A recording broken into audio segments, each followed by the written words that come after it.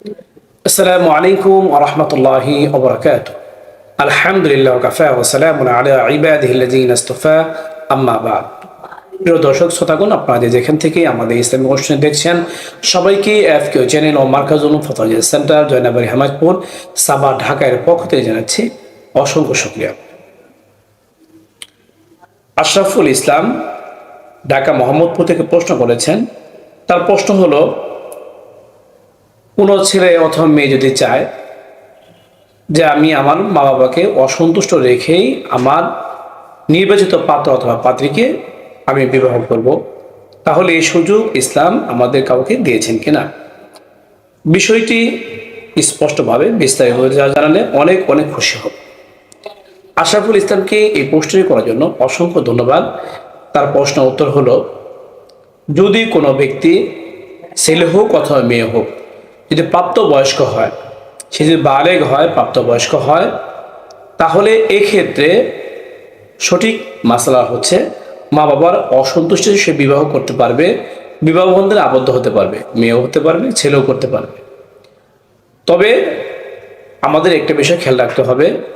একদিক দিয়ে হলো মা বাবার সন্তুষ্টিকেই আল্লাহ নবী আল্লাহর সন্তুষ্টি বলেছেন, আর মা বাবার অসন্তুষ্টকেই আল্লাহ পাকের অসন্তুষ্টি বলেই আখ্যায়িত করেছেন।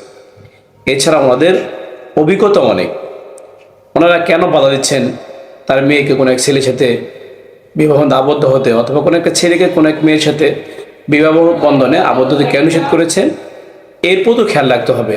কেননা বয়সের দিক থেকে, সম্মানের দিক থেকে এবং আমাদের দুনিয়াবি হাইসেও ওনারা আমাদের লালন পালনকারী, সেদিক থেকে ওনারা অনেক ঊর্ধ্বে, তাদের অভিজ্ঞতা বেশি।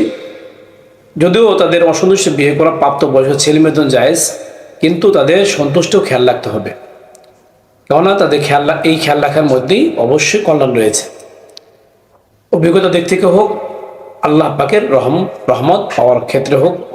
এই জন্য আমরা খেয়াল করব, যদি অনেক সময় মা বাবা অমত থাকেন, হয়তো তাদেরকে মত করিয়ে নিয়ে তাদের সন্তুষ্টির বিবাহ করা, অথবা এখান থেকে নিজেকে ফিরে এনে অন্য কোথাও যেখানে মা বাবা সন্তুষ্ট থাকবেন এমন জায়গায় বিবাহ করা। হ্যাঁ, যদি মা বাবা দুনিয়াবীর লোভে কোনো খারাপ জায়গায় বিবাহ বন্ধনে আবদ্ধ হতে বলে, সেই মেয়ে খারাপ হওয়ার কারণে হোক, বংশগতভাবে খারাপ দিকে হোক, অথবা নাফরমানি দিকতে হোক, তাহলে ছেলের জন্য এই ক্ষেত্রে অবশ্যই মা বাবার সন্তুষ্টি জরুরি নয়।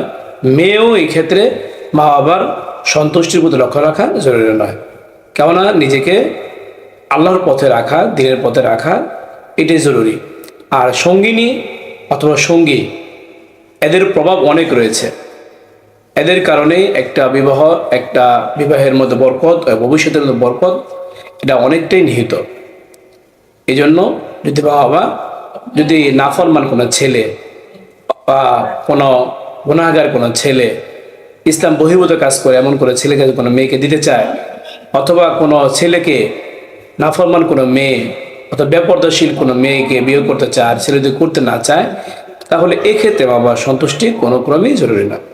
যে মাসলায় বর্ণনা করা হলো, আল্লাহ পাক রব্বুল আলামিন আমাদের সবাইকে মাসলায় আমল করার তৌফিক দান করুন। এই মাসলার রেফারেন্স আপনারা পাবেন ফতোয়া হিন্দির 1 নম্বর খণ্ডের 332 নম্বর পৃষ্ঠায়, হেদায়া 2 নম্বর খণ্ডের 313 নম্বর পৃষ্ঠায়, আল বাহরাকে 3 নম্বর খণ্ডের 192 নম্বর পৃষ্ঠায়, বাদাই সনায় 3 নম্বর খণ্ডের 343 নম্বর পৃষ্ঠায়, ফাতহুল কদির 3 নম্বর খণ্ডের 246 নম্বর পৃষ্ঠায়, আপকে মাসাইল আর উনকা হালে 6 নম্বর খণ্ডের 52 নম্বর পৃষ্ঠায় যে মাসলাটি বর্ণনা করা হলো।